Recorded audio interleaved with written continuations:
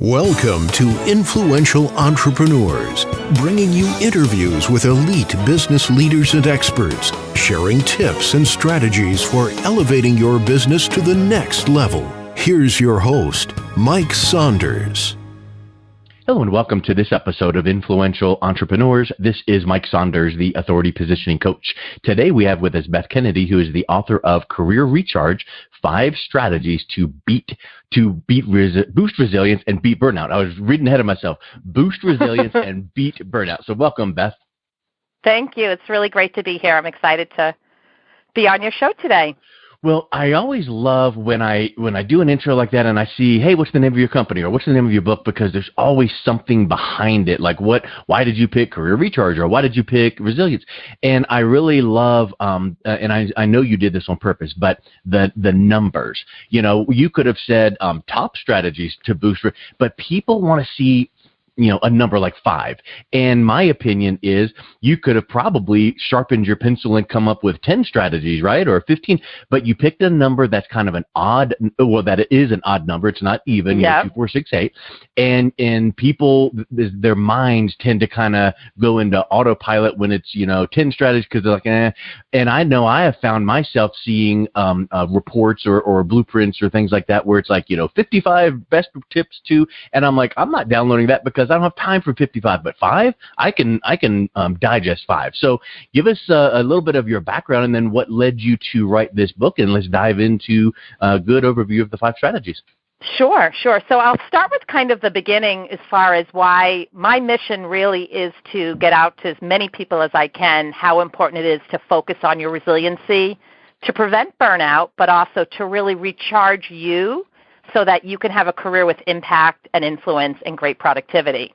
And it came because of over 25 years ago when I was about 30, I went through my own unfortunate, pretty intense burnout. I was a school counselor in the Boston Public Schools, and I landed the job right after graduate school, and I was thrilled. I thought this was my dream career. First 5 years were amazing. I was in rough, tough inner-city schools making a difference. And year 6 was a different story. I started to feel the stressors, and I call it going down the burnout escalator. It was one thing after another. And the biggest issue really was being surrounded by burned out teachers. And that whole idea of secondhand stress is so powerful. And what happened was, even though I was exercising, I was having a positive attitude, the escalator kept going down. And about year 8, something awful happened, and I became the worst factor that I can't stand with burned out teachers is they're clock watchers. They have their coats on before the kids. Yep. And that happened to me. And I couldn't, when I started becoming like that day after day, I said, I cannot be like these teachers that stay because of these pensions. Yeah. So I was very fortunate to have a great manager, and I went to, it's called the Mind Body Stress Reduction Program by Jon Kabat-Zinn, which wasn't even popular then, but it changed my life, and it gave me the clarity to realize I needed to make a change. So it took me 2 years to resign because it's hard to leave a job when you're making a difference, but I was very fortunate.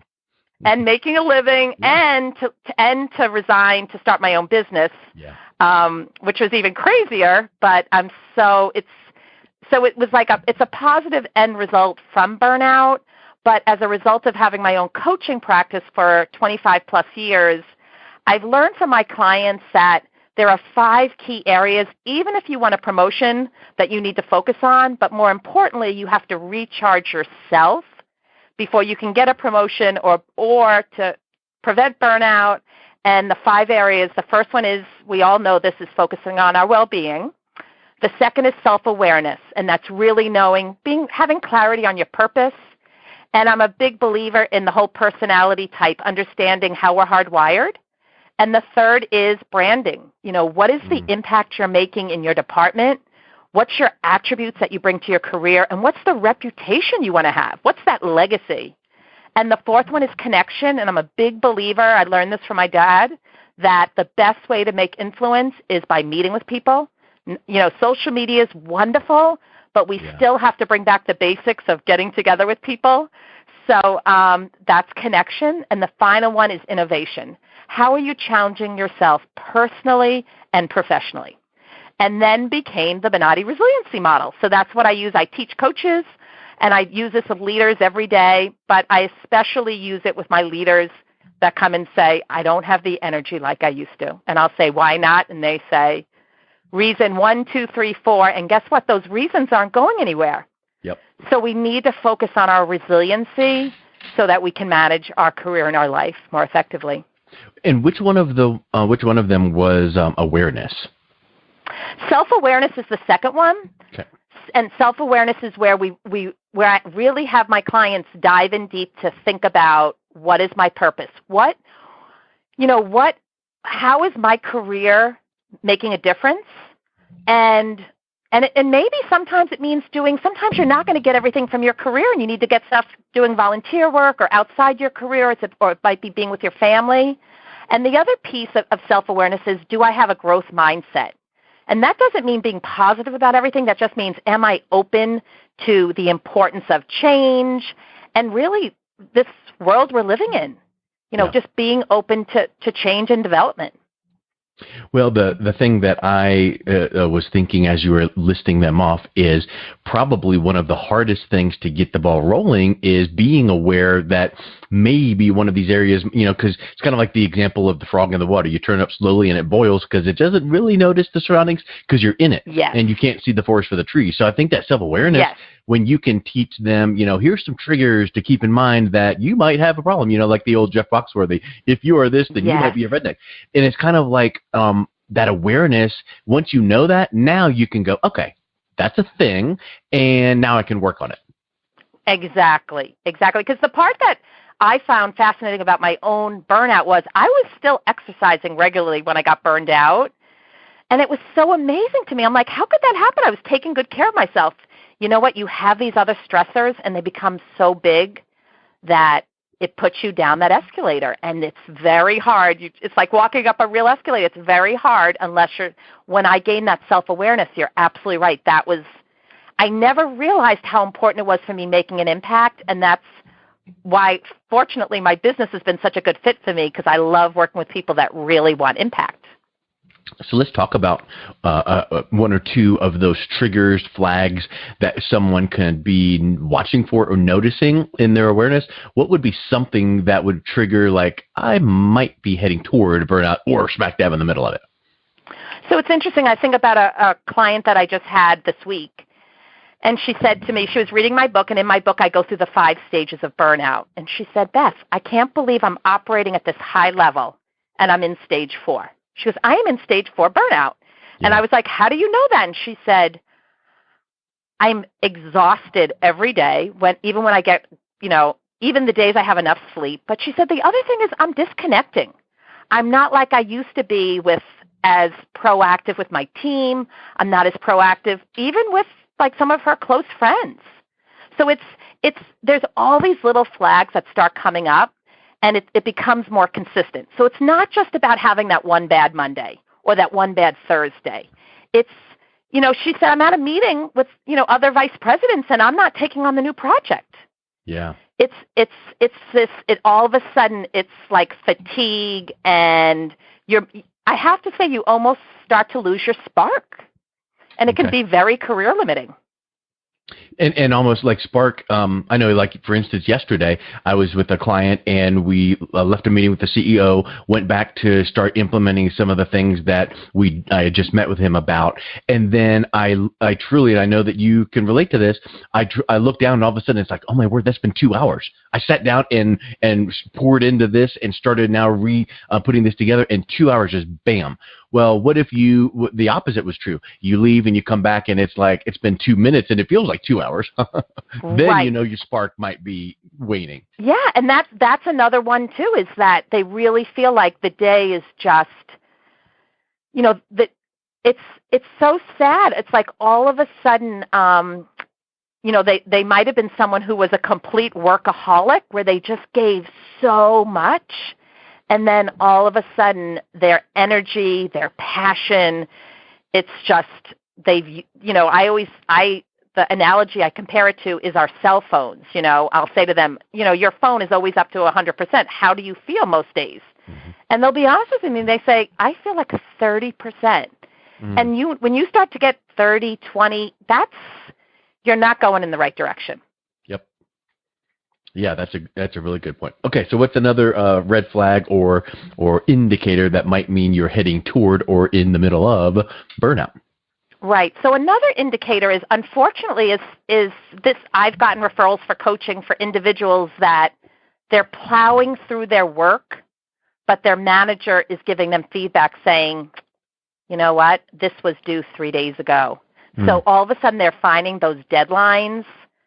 They're missing deadlines. They are, like, if they're at a meeting, they feel like they can completely feel their engagement level is not where it used to be a year ago. And what's sad is there are all these little indicators, and people can notice. But sometimes I'll have clients that will share with me, and they'll say, but I'm not burned out. I'm not burned out. But it's very hard to, it's like those golden handcuffs. And sometimes they've just been sometimes you can just be in an organization too long. So maybe you need to take those accounting skills and just leave that organization.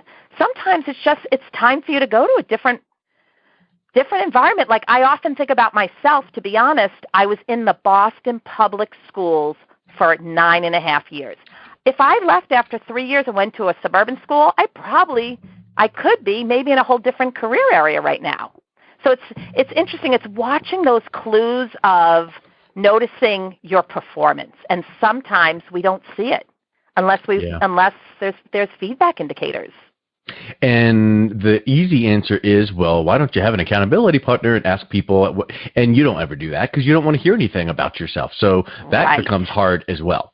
So it really comes down to you. Right. Yeah, it's hard. I really encourage my clients to get like every time you do a team meeting, you get feedback, meet with your manager regularly, get feedback. When you're in burnout mode, you don't have the capability or the capacity you don't even want to get feedback because you intuitively something's a little bit off. Yeah. And it's funny, someone was reading my book, and I got an email from someone, and she said, can you be burned out from, like, it being involved in the kids' school activities? I'm like, yep. And she goes, I'm feeling. So it's amazing that it can even be volunteer extracurricular activities. You've just been doing something too long, and you start to lose that spark. So now let's shift gears and think about, what if someone does not pick up on or care to be aware of these clues and triggers and they let it go? What happens if you don't do something about it? What are some things that's going to happen that we want to prevent? Yeah, so what I have noticed, and from coaching many, many different people in lots of different careers, and then listening to their stories, my first 10 years, I was solely a career coach, and that was when my eyes really, I just couldn't believe some of the stories I was hearing. And people were out of work 6 months, 12 months, 18 months.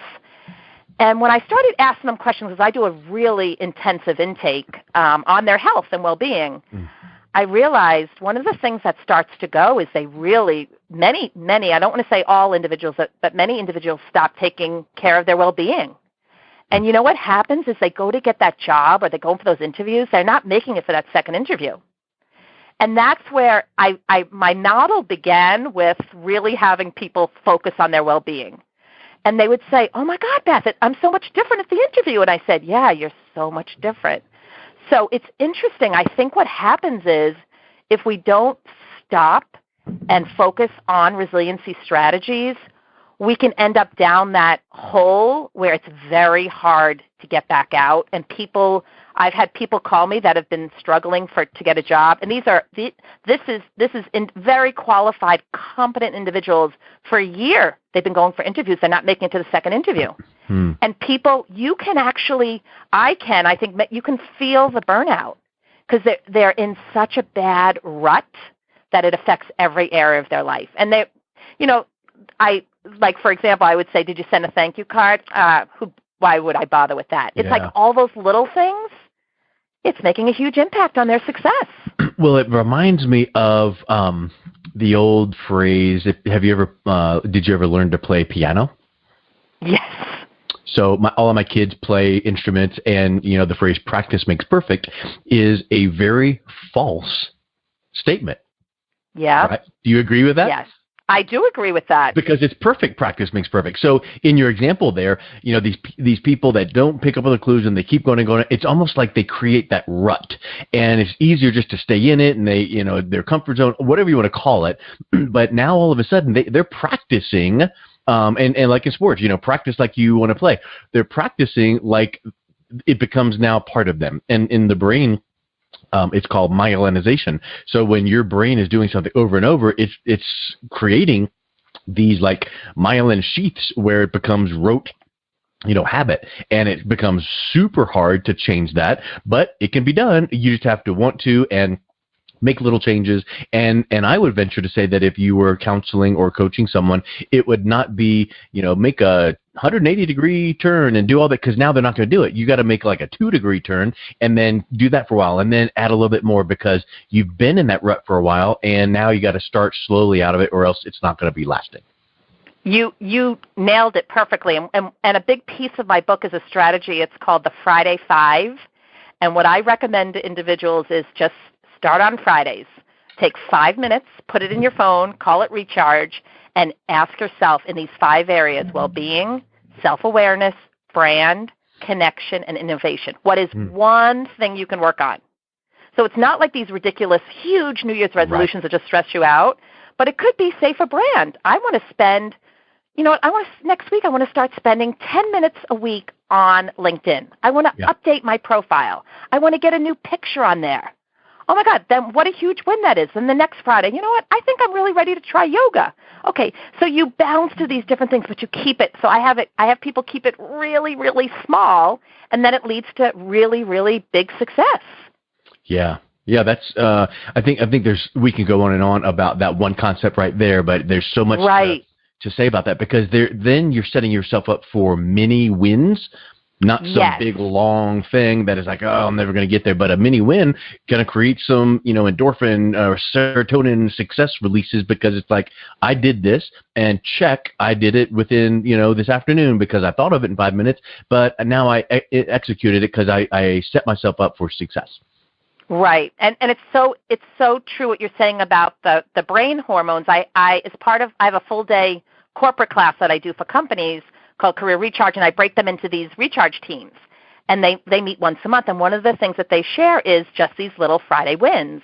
And people will say, I have never had such success before. And I said, this is the power of making things small, but also something that you mentioned in the very beginning. It brings that whole accountability piece. Yeah. So again, what I see happens to a lot of isolated people is they get into burnout and they're kind of stuck. And it's just you have to really just start those little tiny wins to get out. Well, let's start with one tiny win right now, which is anyone listening can go and pick up a copy of your book. What is the best way they can do that? The best way is on Amazon. Perfect. So they just go and type in a career ReCharge. Just type in Career ReCharge, 5 strategies to boost resilience and beat burnout, Beth Kennedy. And I think it's the only book right now that's titled Career ReCharge. So if you put in Career ReCharge, my name should pop up.